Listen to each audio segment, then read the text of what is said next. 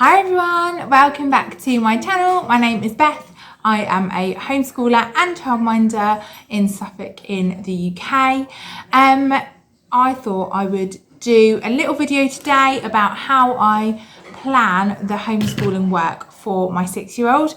So I also homeschool my 10 and 12-year-olds, but I thought it's actually easier if I show you kind of one child at a time. So I'll do the 6-year-old today. Now I plan most for her because the other two do some things online, and basically a lot of theirs is self-explanatory, whereas my little one, I actually sit and teach her everything. I teach some things to the older two as well, but the 6-year-old I teach her everything. So essentially what I tried to do, she is 6, so she'd be in year 2.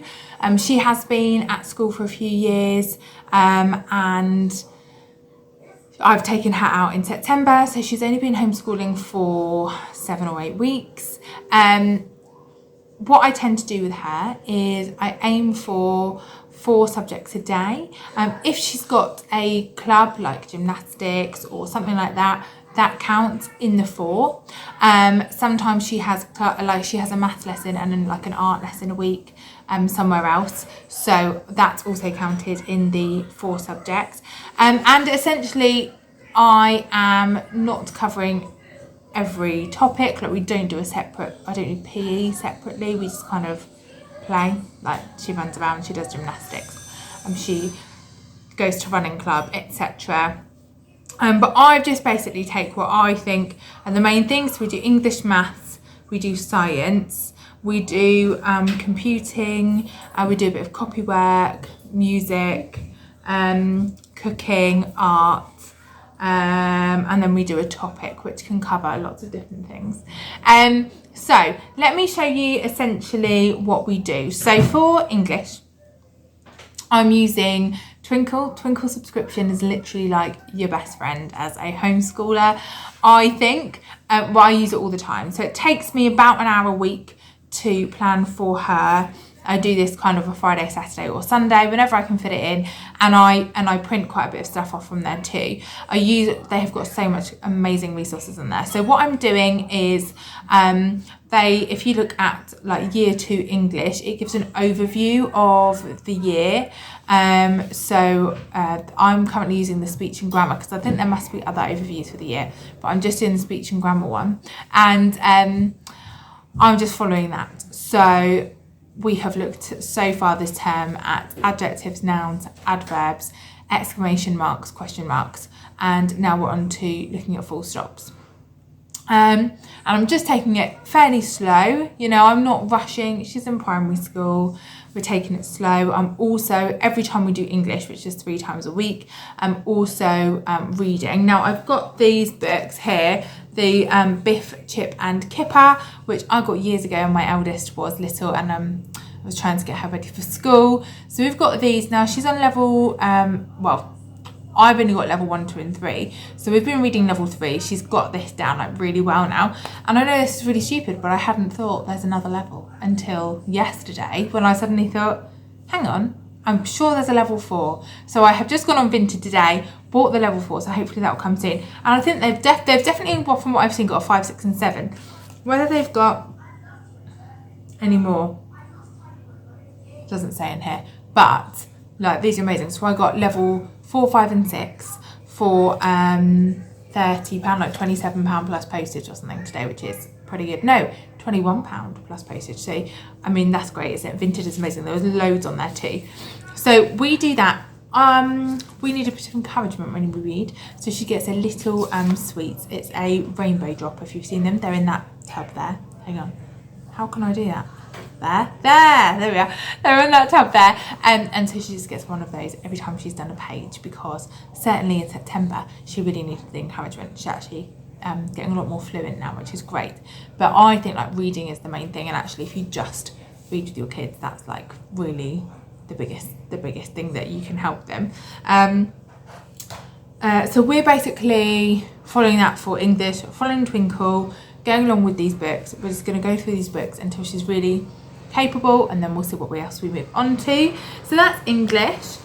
Maths, we are using, which I'm sure I've shown you before in another video, this book called Math with Confidence. It is American, it says kindergarten, by Kate Snow, and I had to get it from America, so it took a few weeks to arrive. My friend recommended this to me. She's done it with her little boys, and it's amazing, so good. So we have gone back, even though she's in year 2. Look, I found my selfie stick, can you see? So much easier for me to hold the camera now. So we have gone back to kindergarten because I just wanted to check that she's got all the basics, because maths is an area that she struggles with, and I just wanted to make sure. I know, like at school, they were doing 2s, 5s and 10s times tables towards the end of year 1, and that was just too much for her. Like, I knew that was too much, and so often in school, you know, for someone who's struggling with it, they have to move on anyway, because you can't keep the whole class back, and I fully understand that.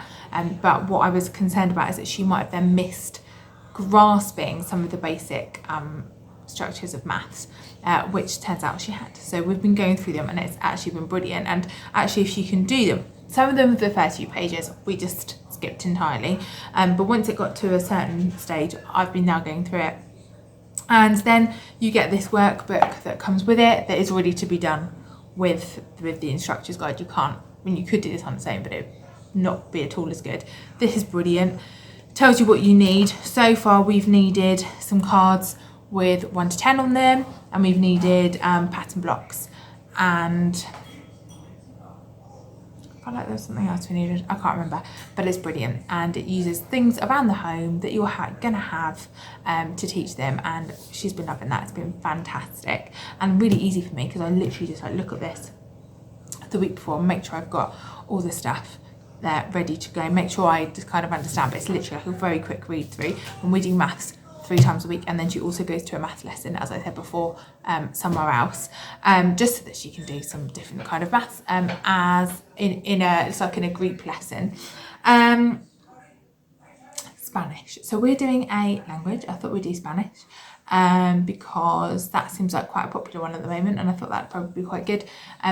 I like German, but I get that that's actually like not so popular as the others. French I find extremely hard. So we're going for Spanish. Sam's done Spanish for a couple of years too, since he's homeschooled. He's been doing that on Duolingo. But Duolingo is a little bit old for a 6-year-old, I think. So we've been kind of doing a few things. We have been doing, where's my Spanish folder? Here. We have been doing, so we started off with the alphabet. And I just kind of, I've just basically kind of looked around. So I've started off with the alphabet, that's from Twinkle, as is pretty much everything else I do. And then I just looked around, so it didn't have like a curriculum for year 2 or for year 1 or whatever. So we've done things like body parts, we have done animals, we have done, what else have we done? We like then kind of coloured pictures of animals, and we're trying to remember their names. We have done, what's this other thing here? Oh, that is animals again. So we've done a few bits like that. I then tried to watch a few Spanish programs. Like they've got Mitzi on BBC that I found on YouTube, which is really good, but like I have to sit there and point out the words because she wouldn't naturally pick them up herself. So that's been fun. We've looked at a couple of apps, some of which have been a little bit naff, but I found a good one over the weekend because I feel like I'm at my limit now, because basically now she knows like a few random words, but how do you kind of put those words together? Whereas, so Duolingo is really good for that because Sam doesn't know loads of different words, but he knows how to put together a sentence essentially. So like one of the first things that he learned was I need a taxi. And you know, but whereas the littlest just knows like rabbit and hamster and cow and things like that. But like Sam has never learnt the Spanish alphabet, so he's now been learning it with us because it's just fun. But I found an app at the weekend and we've only tried it today, but so far so good. It looks really good. It's called Gus on the Go. I think it was either $3.29 or $3.79 on the Microsoft Store, and that looks really good. And I think that's where we're going to go for now. And then I think what I might do in the future is look for like an online lesson maybe she can join. She doesn't do any online lessons yet, but I think she might be getting to the point where she can do that. So I know like the £2 Tuition Hub do online lessons, so we'll just have a look at that in the future. Right, then we also do topic. So I know I've spoken about this before, but the children essentially choose a book for a half term, and we go through that. And this term, they didn't choose this. My friend gave me this. It's called Planet Earth, and it just goes through the continents. So I thought we would use this, but I then went really slowly through it and was doing like one continent to last like 3 weeks, and we do topic twice a week, so it's like 6 lessons, which to be honest was just a bit much, and we didn't need to. So now we're doing a topic, a continent a week, so 2 lessons on it, and it's just like a really brief overview, like where it is, the countries in that continent, and what animals are there, what's their favourite food, what landmarks are there. It's really brief because I think actually like it doesn't need to be a full in-depth history of Africa. It just needs to be a little bit, and like they're learning great things. So I'm using this book, showing them the pictures, getting some pictures from Twinkle about maybe the food that's there, or the animals that are there. Last week we did North America, and we looked at Canada and how they get the maple syrup out of the trees and then kind of make it into maple syrup. And then we bought some maple syrup and made some pancakes, and with maple syrup on top to try it, things like that. I'm also using on Twinkle. Again, I should be on commission for them, shouldn't I? They have a Go Jetters, and then for the continent, so I've typed in like Go Jetters Africa, and there's a whole little PowerPoint that tells you loads about it. It's fantastic. So we do that. In art, we tend to do this once a week. I mean, there's so many things you can do with art, and I'm sure that like everyone does art and craft stuff around their house. So I had been doing, again from Twinkle, an artist, and that letting that kind of last us like 2 or 3 weeks.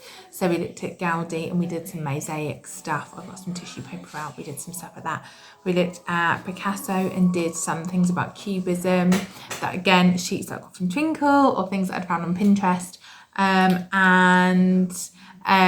We've been doing other kind of art things like that. However, I then went to the works and found a couple of great art things which I think she would really like and need to be done with me. So we are sewing this felt dinosaur. It's going to take us a long time, but she's learning to sew. Look at that, £1.50. Like that will take us weeks of our art lessons. So that's what we're doing at the moment. I also got some foil art. If you've seen that from there, that was again pretty cheap. But she's also really getting into craft now, which is lovely. So all week I just lay out different crafty things that we've got currently. She's really into the glass pens, and they work, the acrylic pens I should say, so they work on glass and wood. And she is doing drawing on peg dolls that she got last year for Christmas, or I've got these little hearts, wooden hearts that she's doing, or she's just drawing on glass jars, and she's really into that right now, which is great. And I just love that I feel like she's now getting into that phase of homeschooling where she's relaxing in and realising that she's got the time to spend on things like that. She's like, oh, I'm getting really good, aren't I? I'm really neat. And she is. Like her kind of colouring skills have massively improved, her pencil grip and all that kind of thing. It's been amazing. So that's really lovely. So I feel like with art you can do loads of different things, can't you? We're also doing cooking once a week, or what they call it, food technology. Because I'm trying to teach her how to weigh and measure things, which is what that's kind of our aim at the moment. But I mean, what a great skill to have been able to do all these things. I remember when I was younger, and my dad, before I was born, was a baker. And I was always like, please, can you show me how to make bread? And we never did because he was very busy.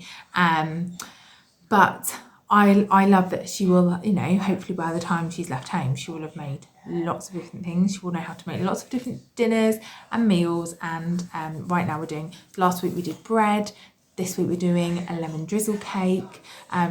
And she's getting loads of different skills. I've got some lovely like plastic kind of knives that she can use. She's learning mixing, measuring, pouring, all these kind of skills. So I love that we can do that. We are doing computing because I want her to know how to use a computer well. I think as she, particularly for homeschooling, she'll eventually be doing online lessons, and she'll be able to need to know how to navigate around a computer. But also that's just like a really good life skill, like you kind of need now, isn't it? So just bought her a mouse from Amazon, about £13 I think it was, and she's been doing kind of either online games, so there's a site called Friv, FRIV, that she has been using, and it's just for games, but it's just to get her used to using the mouse, and that has massively like improved her skills. But we've also, again on Twinkle, they've got some games, so it's I've got a game called Gem Hunter, which is like you're a mole and you hunt gems in the soil, but it's really good because it's like you use the arrows, and then you have to, you know, like it's just good about using the what's the word? Keyboard. That's the word, about using the keyboard. So she's doing that. I tend to just have a look at what she can do in the week. They've got one that she's currently doing on Twinkle, which is, I can't remember what it's called, but it's basically number typing. So using the little number pad or the numbers at the top, it comes up with the number, you type it in and see how many you can do in a minute. And she struggles with that. That's hard. So we'll do that for a few more weeks and see how she gets on. In science, so we do science just once a week, because really it's in so many everyday things, isn't it? So again, we're using Twinkle. I went and clicked into year 2 science purely because I know she'll have done stuff from before. So I didn't want to do a general science and cover loads of stuff that she'd already covered at school. When we went on to year 2 science, the first thing I did, which I can't remember what it was now, the first topic, she'd already done that at school, and she was like, oh, I just did this. So we went forward a little bit, but essentially she's done that. Currently we're doing microhabitats. We're doing about living things, but I'm sure that will kind of move on in time and be something else. Sorry, my light's like going out, so it keeps getting brighter and dimmer. So that's that. Again, I just go on there, print the next lesson. Often there's a PowerPoint and then an activity, things to kind of cut out and stick. And then I just keep it all in this folder. So as you can see, this is comparing, that's annoying. This is, oh, there we are. This is comparing microhabitats that we did last time. We started off with life cycles, which is what she'd already done. But so you can go on Twinkle, and then sometimes I get like the main idea of what I'm doing. Oh, sorry, go on. Hang on a second. Sometimes I get the main idea from Twinkle, and then maybe go on Pinterest for some other kind of crafty ideas, or more, if I think it's not very interesting, not very hands-on, I go on there. But like we were doing microhabitats, she found some bugs.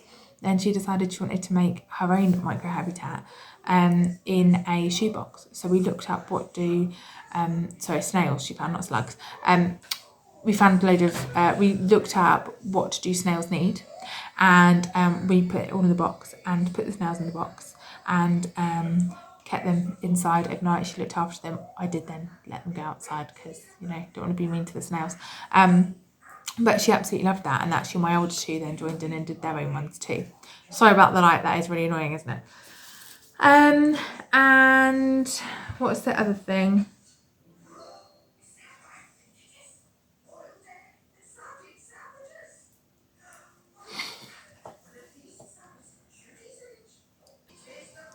And then we had music. Now, I found that really hard because I didn't really know what to teach. So we did a little thing about like tempo, and we did a little thing about rhythms, but she's just started piano lessons.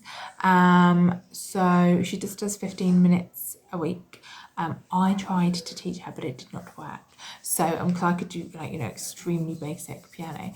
But she found it really hard with me. So the older 2 have a piano teacher anyway, so she's just added on an extra 15 minutes when she comes and does the littlest. And she has been getting on really well. What I've ordered this week is this very, very cool board. It's like a wipe clean, like whiteboard, but see-through, from Etsy, which has the treble clef and the bass clef. And I'm gonna try to use that to teach her like the notes and things like that, and do her kind of music lessons through that, and essentially just go along with what the teacher's doing. So she's trying to get her to learn her notes, so I thought I'd get that, it's easier, and hopefully that will kind of encourage her too.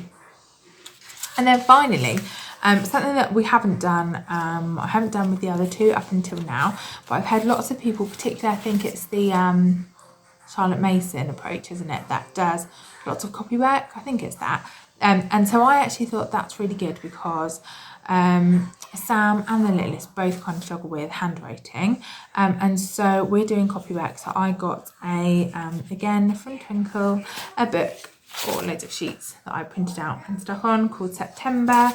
And we're still doing that even though it's now November. But they just do, so she does one a week, and you just have to essentially copy the words. So we just, as you can see, there's 1, 2, 3, 4. So she just does one a week, and I don't know why she isn't on 4, but she has done like more pages because these are all the weeks that we had, and sometimes she finds that really hard. But it's really good, apparently, to show someone how it should be written perfectly, and then that's a really good way for them to learn themselves how to write something really well, with all the grammar and punctuation and things like that in the right places. So there we are. That's how I plan for my 6-year-old. I haven't really been doing setups in the morning because she's just kind of in this routine of doing her own thing. I am kind of leaving crafts out, but I guess in a way that is kind of setups or strewing, as you might call it, but not really intentional. You know, sometimes I'm just like, oh, she's halfway through a project, I'll leave her, or oh, that's nice, I'll leave it out for her. And so maybe it is more intentional than I thought, but I don't plan that beforehand. Whereas when we first started, I did. And sometimes I might do, I guess, if I feel like she needs it. But right now she's kind of getting on with her own stuff, and things that I was leaving out just wasn't getting touched. So yes, thanks for watching. I hope that was helpful. I'd love to hear from you, how, if you do it differently or similarly to me. Comment down below because I'd love to hear, and hope to see you again soon. Thanks for watching, guys. Bye.